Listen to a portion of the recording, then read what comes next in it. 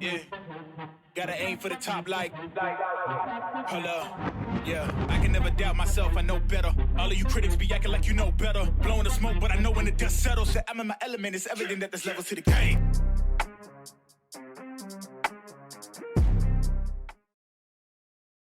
So what's happening, people? Welcome back to the Athletes to Athletes podcast. On today's episode, CEO and co-founder Meyer sits down with Eric Rath of Rath Tutoring, and Eric gives a peek behind the curtain of how he works with students, as well as prepping for a test from an athlete lens. So I hope you guys enjoy today's conversation between Eric and Reid. And as always, we appreciate you listening and watching the Athletes to Athletes podcast. Eric, I appreciate you joining me today, man. I'm excited to chat with you a little bit more. For those that are just joining us here, we have Eric Rath from Rath Tutoring. So as you can imagine, the name speaks for itself. Eric, you and I have known each other for a few years now. We met at a conference and have always kind of kept in touch. And I think a lot of that has to do with, your connection to sport and obviously what you do in the industry as far as, test prep and tutoring is concerned. So just to kind of give that context a little bit, tell us a little bit about kind of you, Rath Tutoring, and sort of your relationship to sport. Yeah, in short, I've been an athlete my whole life. I grew up in Southern California. Of course, like baseball, basketball. Even I remember in elementary school, I was on a school bowling team, of all things. And even Nice. kind of classically skateboarding, surfing. When high school came around, I was on my high school swim and water polo teams, but that was really just cross training for surfing. Like surfing's been the main thing always.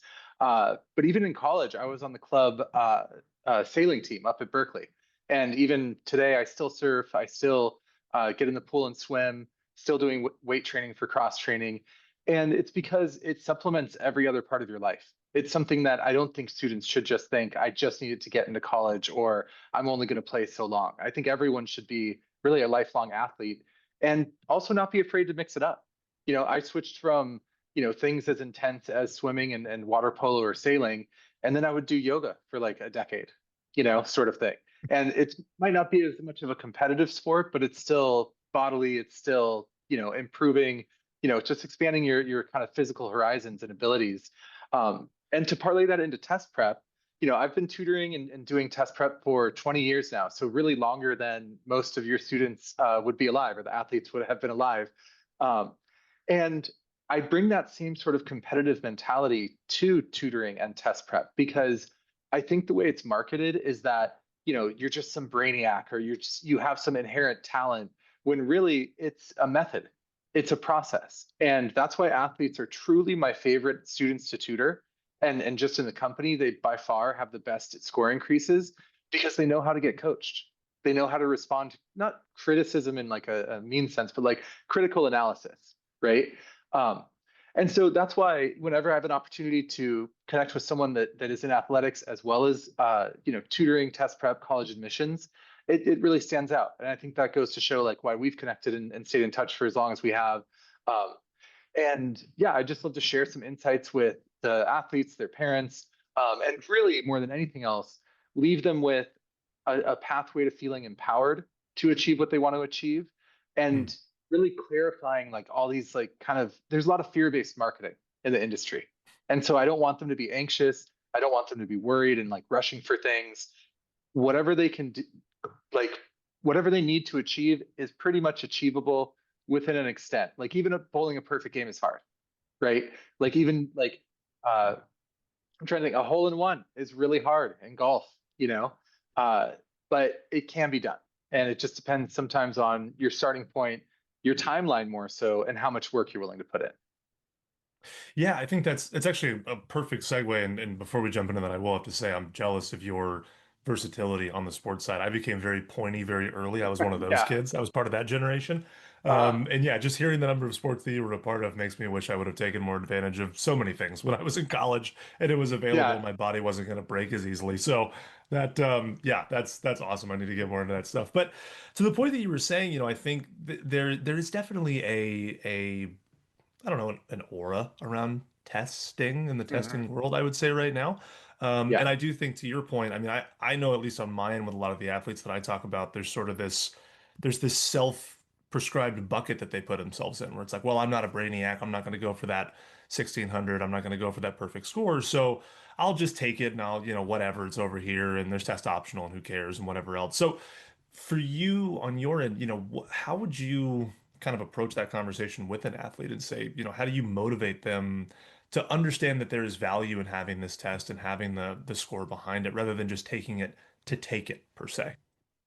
Well, I think actually they should start by just taking it to take it. Like, and I mean that in a sense of like a practice test. Know where you stand. Mhm.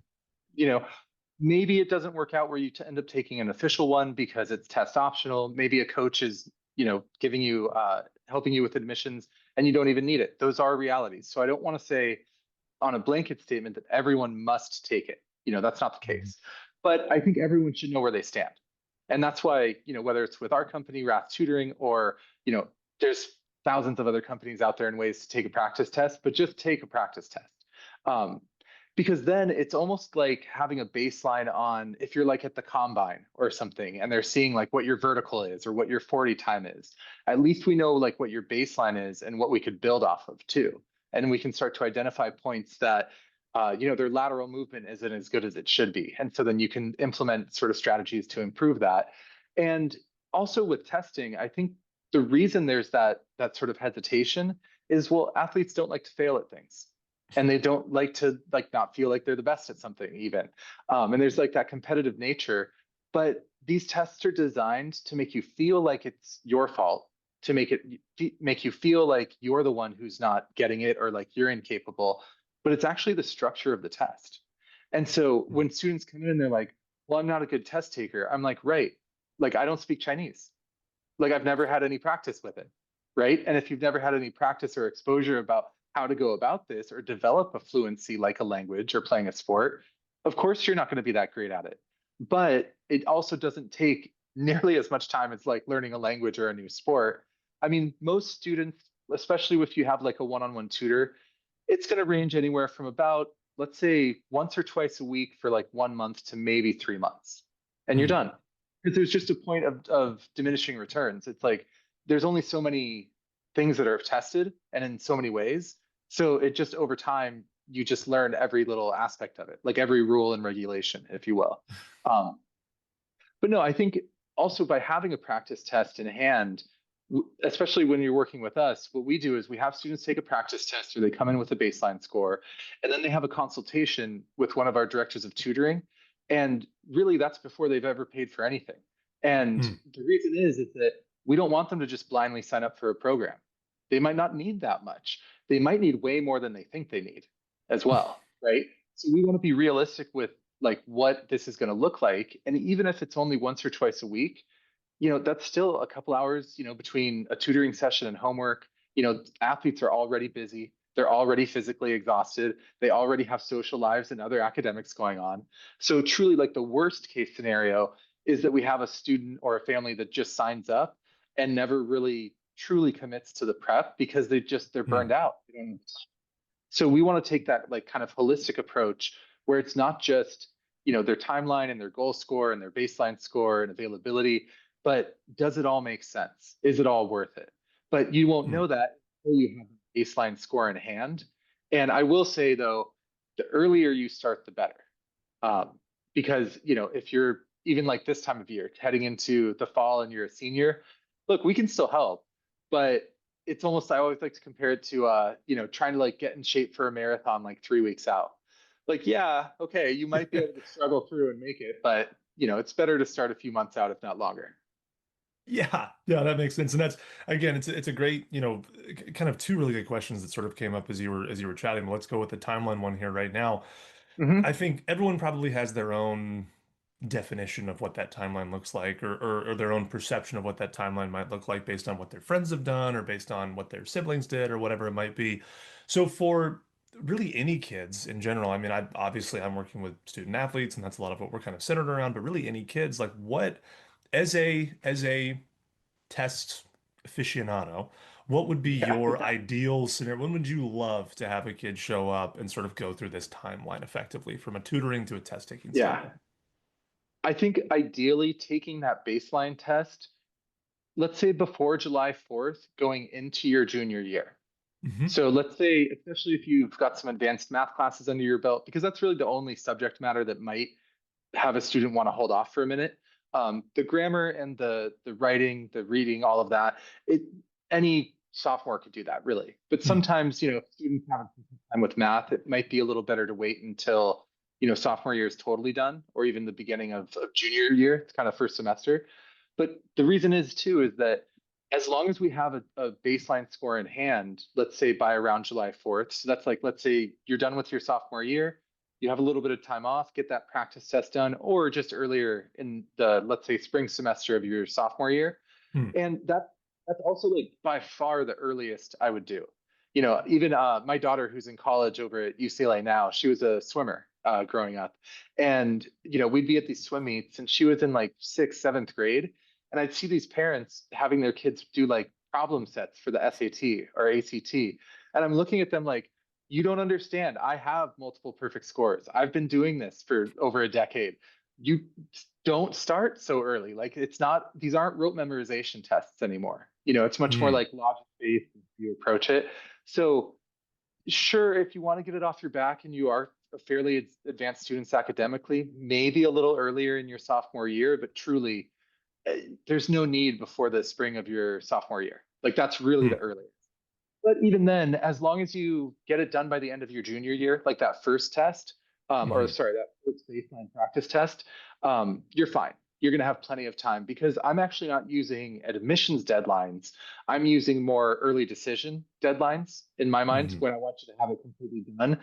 And also, the benefit of going earlier is, a lot of coaches have certain slots on, this student has this type of academic profile, and the more that they can hone in on what you already have in hand, what grades you already have, what test scores you already have, the more they can kind of slot you in to, their greater admissions picture. I know that it's way more nuanced than that. I'm only on the tutoring side, so I can't speak to the admissions, but roughly speaking. Um, but I think also by finishing roughly, let's say by the end of your sophomore year, that gives you a full like roughly 18 months, Mm. like none of this, like even for our students that could pour in as much effort as possible, it wouldn't ever take more than, like I mentioned earlier, 1 to 3 months for that first official exam. Then you pause, you get the scores back, you reassess, and also take into account, like, do you have an upcoming season, right? So, like, for example, we were working with a friend's daughter just this last year, and she put in a ton of time over last summer, but then she's an ice hockey player. So, the fall Mm. and winter were just slammed. There was no way. But that's another aspect of test prep and these types of tests is that it's like kind of like riding a bike. The tests Mm. don't change, and even when they do, it's announced like years out. So it's not like you're going to do a bunch of prep this summer, go into, let's say, your football season or your water polo season, and then come back in the spring and try to take it again, and it's all different. No, it's Mhm. just the same. Like you're allowed to pause. Um, but even then, I think so many students too will start to like just take test after test, whether it's practice or official tests. And that's kind of like, running the same marathon, swimming the same race, but not reviewing the film. You're Mm. not going to make progress just by running the marathon, So it's more truly about reviewing all of the, how you did, what went wrong. And I mean, we go into the most minute detail of like, you know, did you misunderstand the question? Was it something that you calculated? Did you answer it right? And just bubble something in wrong? Like, did you just make a Mm. human error? Like, kind of like J.R. Smith calling a timeout in the finals with LeBron that one. I don't know if the students will remember that. Uh, but there are times where even the best of the best make mental errors in that way. Um, and so what's nice though too is that with that review and giving yourself more time, you have this sense of ease and the sense of clarity that allows for the highest levels of performance. Mm. Because what really kills performance is stress and anxiety. They can be motivating sometimes, in small doses. But if you have this overarching amount of stress and pressure, it's just going to sink your scores, sink your grades. Um, so in short, I would say the the ideal situation I have for any student, take your first practice test before roughly the end of your sophomore year, maybe by July 4th of that year. Then that allows us to build a plan based on your sports schedule, your seasons, when coaches want you to have them. And more than anything else, it gives us a backup of this summertime from going from your junior year to your senior year. Mm. And then in like the very last like emergency backup of the first fall semester of your senior year. I love it. Yeah, and I think exactly to your point, just knowing what those guardrails are, I think could be so beneficial for folks Mhm. because we see it on the athletic side too, right? You have families that they're doing it out of love, but they're sending their kids off to like these week-long boot camps as Right. eighth graders and seventh graders, and like from my end, all I'm saying is like, oh, your kid's gonna burn out by sophomore year. Like you're Yeah. gonna think you want me now, and then in a couple of years, they're gonna be so beat down by the fact that they've just done this one thing forever that it can't. Yeah. It's starting to have an adverse effect, right? So knowing kind of when that window is super helpful. And exactly to your point, I think a lot of people forget that, from an admission standpoint, right? You look at the regular decision deadline, and that's in January usually, but Hmm. we're all shooting for early action, early decision to give ourselves the most chance for admission and merit aid. And so now you've backed that up 3 or 4 months. Now it's October. Yeah. And then Yeah. to your point on athletes, if you're having conversations with coaches, they want to see scores if that's going to be considered. So that's going to be over the summer. So you slowly start to sort of cut into these different elements of the year that you might think you have.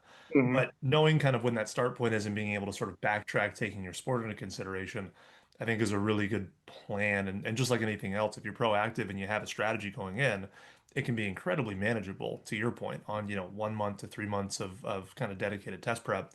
If you do it the right way, it doesn't have to be this sort of fire drill that a lot of people feel like they sort of Yeah. fall into on this stuff, Yeah. which is just a nature of human experience a lot of times for Yeah. folks. They don't think about it because that's later. That's for college admissions. I'll deal with that when I Right. get closer to that. And closer to that comes real fast for a lot of people Yes. sometimes. So I Yeah. love having that as a baseline. Two quick questions for you. One Sure. quick question and then one question I want to dive into. So when you were talking about, you said on the test prep sides of things for timeline, the only thing you may want to take in consideration is a little bit more advanced math. What is your definition of Great advanced question. math for testing? Generally, you're going to be able to make it through almost the entire test by completing Algebra 2 Hmm. as like a threshold. It does both tests venture a little bit into like what the different schools would call either trigonometry or like early pre-calculus, but I'm Hmm. talking like the first 2 or 3 months of that school year. It's not like you're going Okay. into a lot of depth. Usually, those are more kind of like, let's say even something as simple as like sine, cosine, and tangent.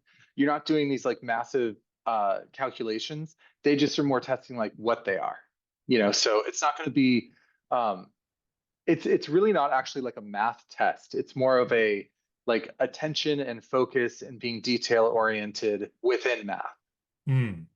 Interesting. Okay, gotcha. That's good to know. And that actually parlays really well into my next question, which is I even remember this from my test prep. I think this is I'd like to get your take on it as somebody who's in the thick Hmm. of it. You know, I think it's easy for a lot of people to think, you mentioned kind of the popular adage of like, oh, I'm just not good at test taking. And I think there are people that Hmm. sort of take this interpretation of like, well, I'm just not very smart, or I'm not as smart as this kid, so I'm not going to do this. I'm not going to take this test very well.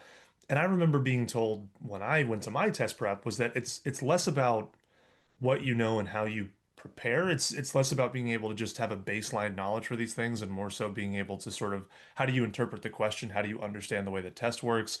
I'd like to get your take now in 2025 as opposed to 2011 on kind of Hmm. what your thoughts are on how much of it is, just your base, we'll call it just intelligence and your ability to do the test and your ability to Yeah. sort of train yourself to what that test is asking you to do. Because I think that a lot of times is sometimes something that keeps people from doing tutoring because they think, oh, well, I'm here on my math, so tutoring is going to get me here. But if tutoring can help you learn the test, like that's to Hmm. me where I think the disconnect might exist for some people. Yeah. Yeah. Great question. And I think the way I'd start to shape it is we very rarely have to spend that much time on the core content of the Mm, test. It's almost all on the structure, on the approach, on time management, on efficiency, because I mean, the basic grammar, students pretty much know. Most of them grew up speaking English, if not, born and raised in an English speaking country. Their reading skills are fine. Their math is probably good enough, even if it's not like over the top perfect and they're not in some advanced calculus or stats course. Um, so even when we have to deal with some content, that it doesn't make up that much of the test, or sorry, that much of the test prep. Maybe a third of our time is spent on that. But instead, to your point, it's more about learning the structure of it. And what I'll compare it to is this. I use this one all the time with athletes. Think of like the SAT or the ACT as an American Ninja Warrior course. Like, these like obstacle courses, right? That we've kind of seen Yeah. variations of. And the reason I mention that is that let's say you have, like someone like LeBron try to do that. One of the strongest, most able-bodied athletes in the world, but he might fail because he doesn't know how to get around that obstacle. Like he might be the one to fall in the water. Then you could have like, a 5-foot gymnast who does it perfectly because it matches their existing skill set. And then you could have someone that's like, an Olympic high jumper, and they fail as well because they don't have the upper body strength to go through this one obstacle thing. And so kind of my bigger point is that it's not as much about whether you're strong or in what form you're strong, like kind of your existing skill set academically or mentally. It's more, do you know how to go about the obstacle course? Right? It's like, can we parlay that into, do you know how to navigate this course as it's laid out? And so that knowledge, though, of knowing how to go about it far outweighs your base strength, in the sense that, like, if we could take it one step further with like this obstacle course that someone's completing, like your Joe Schmo could beat out like some Olympic level athlete if they know how to run the course correctly. Yeah. Oh, I'm stealing that. I like that a Yeah, lot. please go for it. Yeah, that's a really, really good way to kind of visualize that and see, okay, yeah, that's awesome. That puts it in a really good perspective. And yeah, I like that. Okay, cool. I have no And follow-up. I just am enjoying that. yeah, yeah. But one other thing I'd say on that is that the course is designed to make you think, and whether it's like an obstacle course or a admissions test, they're designed to make you think that it's your fault, like you're not strong enough. And it's like, Mm. no, you just didn't know you had to grip it like one hand forward, one hand backward, and then do a little hop thing or whatever the things are that they do on those. Or like, when you transition from ring to ring, there's all those little things that they do on those. But yeah, it's more about form and technique than raw power or like repetition. Mm. Yeah, I think that's huge. And I think that's the piece that I spend so much time trying to get across to my kids, where it's like, man, you can struggle in math, you can do these things, but that should not dissuade you from having this other piece to be able to bring to the Hmm. table on an admissions side. And I think that kind of lays into sort of the final kind of key thing I wanted to chat about, which was obviously test optional admissions has become more and more popular post COVID. I think a lot of schools Hmm. decide, they weren't having it. They realized they wanted to keep it. There's a litany of sort of rationales and reasons why that is going. I'm not saying it's good or bad for one reason or another. I think more access is awesome. But I do think that having an extra sort of tool in your toolbox is something that really comes into place. And so on your end, and this is more just curiosity from somebody who's on the consulting side, I don't necessarily have as many of these conversations. A lot of these schools are test optional. What have you found? Are there any trends or any things that's different as far as who you're working with and what the interest is in sort of the public sphere for testing? Yeah, I mean, it's such a varied and tough question because if you ask me personally, I don't agree with the tests.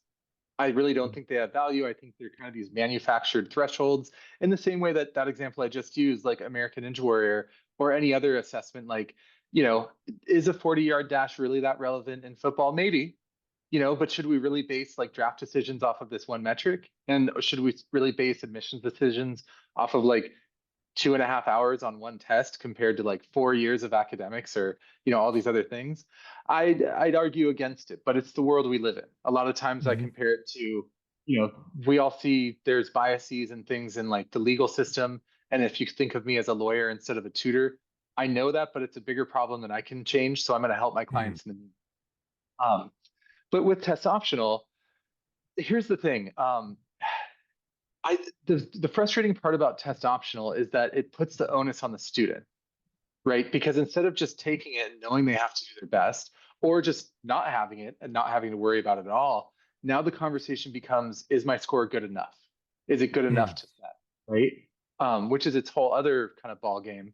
And the research does play out that students who do include a test score. Now, here's the thing: this isn't a direct causation thing. So bear with me as I explain this. Uh, Students that do submit test scores do get in at higher rates. That's just Hmm. blanket across the board. Practically every school that's test optional. The catch, though, is that students who are submitting the scores are only submitting them if they're good.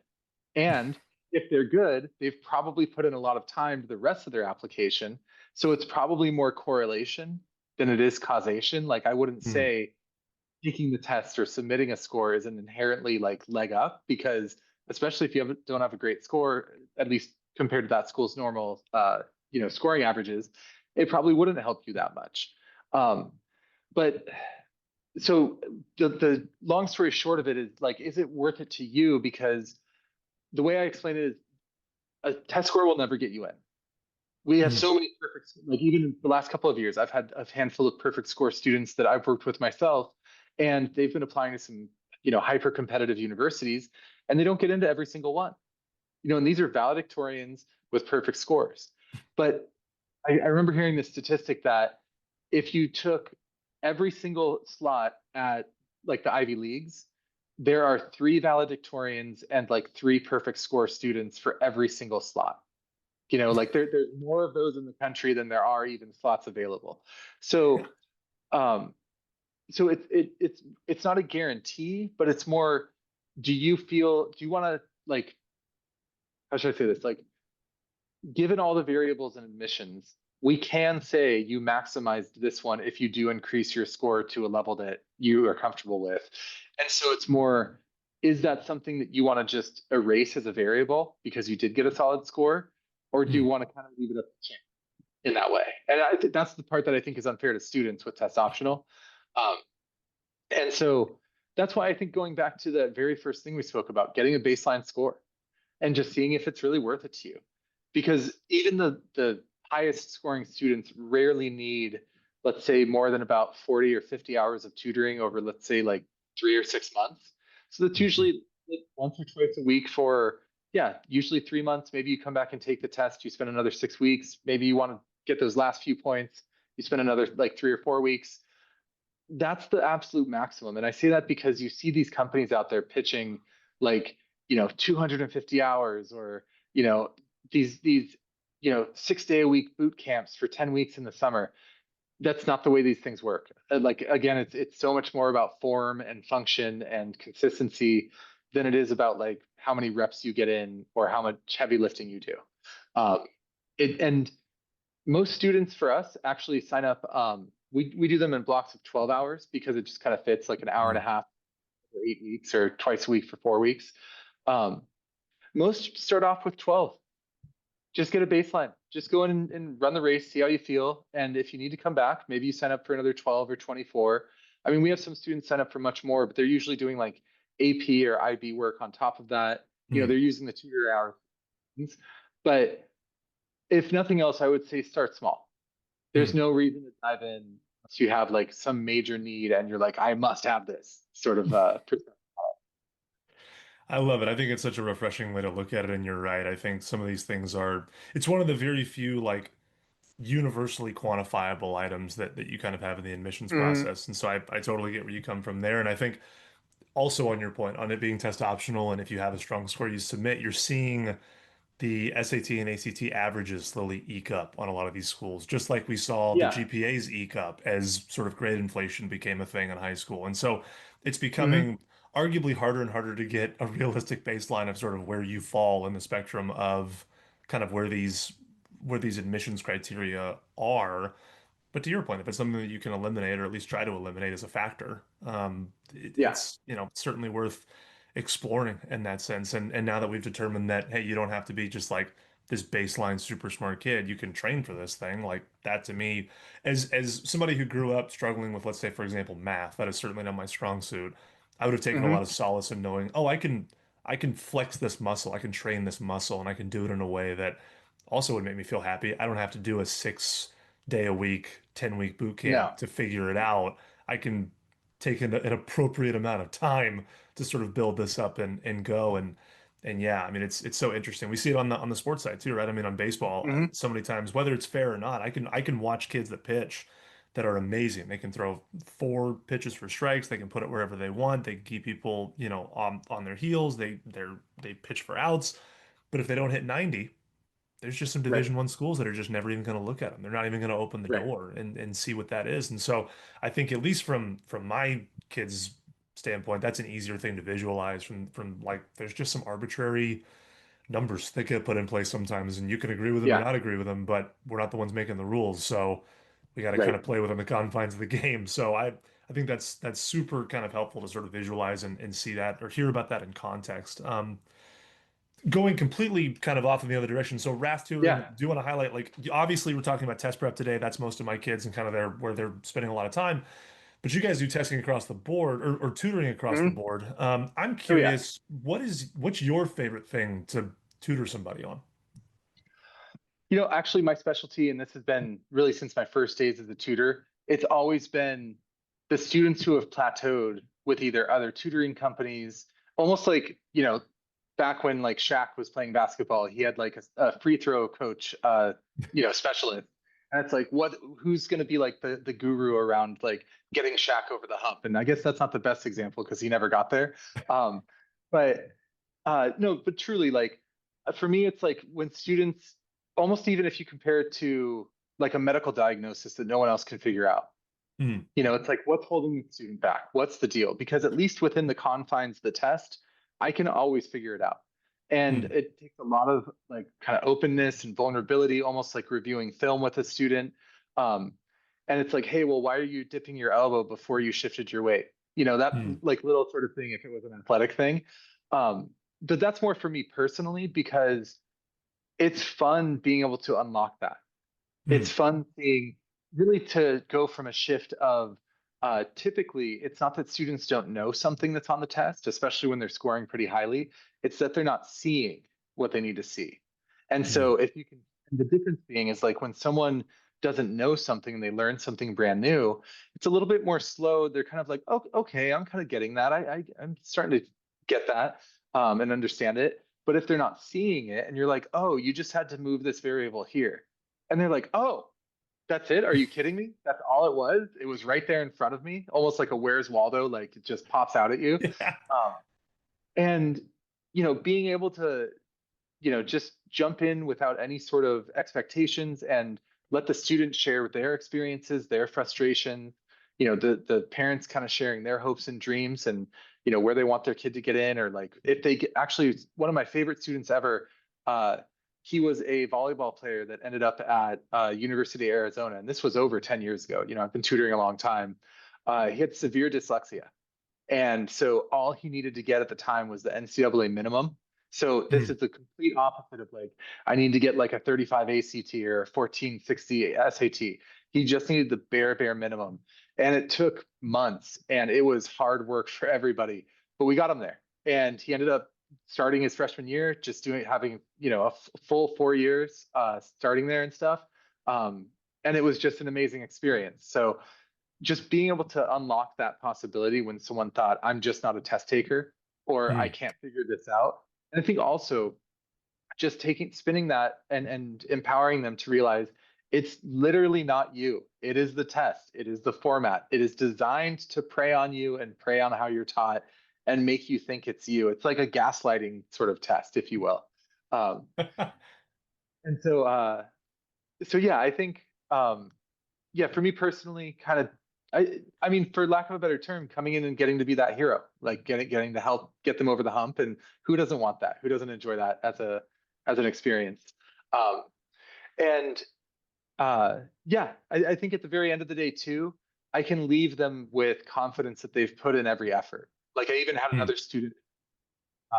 He jumped from about a 29 ACT to a 35, and Oh, wow. then he wanted finally he's like, I have to go back and take it one more time. I'm like, dude, no, you missed one problem. Like it was one, I promise. Or it might have been two. It was very few at the time. But nevertheless, you know, it's like I like being able to share like or help them determine even if it's worth it for them or not. You Hmm. know, like there's just certain situations where like, look, you're already under par. You don't need to like get the course record. You're fine. You know? Yeah. Yeah, we've reached the appropriate pinnacle for what we're going Yes. for here, and kind of yeah. No, I get that entirely, and I empathize 100%. I mean, on my end, like when you find that right school that just clicks for a kid, or when you Mhm. can hook them up with a, they connect with a coach, and it's like lightning in a bottle when they go and visit. It makes sense. Like, yeah, of Yeah. course. When we hang up from that Zoom call, I'm pumping, I'm fist pumping the air. Like I'm pretty excited. Like, Yeah. heck Yeah. yeah, man! Like you got to be a part of that person's sort of growth and opportunities. So I totally Exactly. get that. I think it's such a fun way to sort of approach it. And that's probably why you get to be doing that for 20 years is you sort of that those are sort of those moments that kind of keep you coming for the next kid and the next kid and the next kid on that kind of stuff. So I Oh, and even to your point, if I was just in it for the actual like content of the test, do you know how insanely boring it would be? Because if you think about it, like tests have changed to an extent over the years, but whether it's academics, I mean, it's American high schools, it's pretty much the same content, and these tests have changed somewhat, but like it's pretty much the same stuff. So that's immensely boring. The fun part is getting to know each student's case, seeing what their path has been, seeing what holds them back. And at this point, it gets a little like eerie sometimes for me because a student will have missed a problem. And I'm like, you answered this because you thought that, right? And they're mm, like, how did you know? And it's because there's certain things that students fall into, but they're flipping out because it's almost like I'm reading their poker hand. They're like, how did you know yeah. what I had? I've seen this 50 times before. Um, but it's just it is fun being able to share that and just help you know ease the process. Mm, I love it. Yeah. And become a part-time magician and you're in Yeah, between. So that's kind of cool yeah, too. exactly right. Yeah, I dig it. Well, Eric, man, this has been super, super insightful and super, super fun to chat with you about this. The question I like to kind of ask everybody sort of on the tail end is like, this world, you've forgotten more about this stuff than I'll probably ever learn in my lifetime at this point. It's true. So is there a question that you wish I would have asked? Is there a point that you wish would have been brought up during this conversation? It can be your own soapbox. It can be something that you feel like we missed that was a pretty key piece for parents. Just kind of curious, is there any, just want to kind of give you this moment to sort of help me fill in the blanks on things that I'm not as educated on. Yeah, no, great way to frame it. And I think it would be this is that there's a huge gap between like knowledge in general and performing in an academic system. Hmm. And I don't want students to get discouraged because the system is set up in a very particular way and Hmm. they don't think that they have capability. And so for me, it's more myself and my company focuses on helping students navigate that academic system. But every student has core knowledge, every student has core capability. And for really anything they'd encounter in pretty much high school and college with enough effort, they can figure it out. There are some harder subjects and some harder concepts. I mean, you get into some high level philosophy classes or some really high upper division chemistry in college, like it can get pretty heady. But from a baseline perspective, I'm dead set on backing up that everyone is capable, everyone has potential, and if you're feeling stuck, that's what we're here for. Call up Rath Tutoring, and not to just give it too much of a pitch, but it is what we do. Uh, we'll help you know where you stand and have a consultation on what it would look like to get to where you want to be, and all of that's always free of charge. Because we just Hmm. want to make sure it's the right fit before a student invests the time, the energy, the money, everything. Um, and so don't let the system hold you back from achieving what you want to achieve. It's doable, can be frustrating, but it's doable. I love it. Yeah, that's perfect bow tie. No notes on my end. Thank you so much, Eric. This has been an absolute blast, man. Yeah, I'm thanks sure for we'll having see me. each other. Yeah. I'm sure we'll see each other at conference or something. But until then, Yeah, man, definitely. have a good one. Perfect. Yeah, definitely. Thanks a bunch, Reed.